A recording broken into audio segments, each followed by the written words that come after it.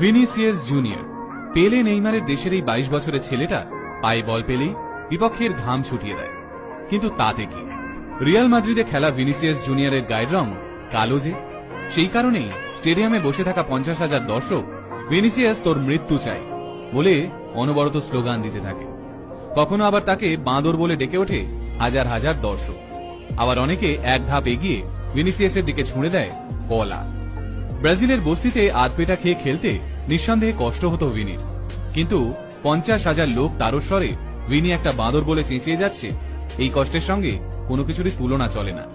বছরের পর বছর ধরে চলে আসা এই অন্যায় আর সহ্য করে থাকতে পারেননি 22 বছরের ব্রাজিলিয়ান।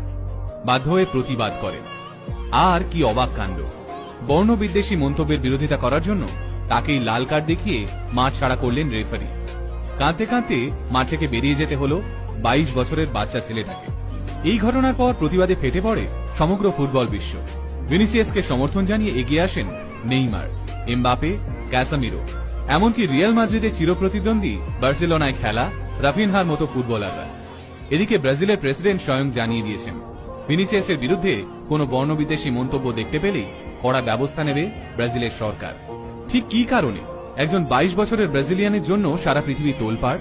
আসুন আজকে সেই কাহিনী জেনে নিই। ব্রাজিলের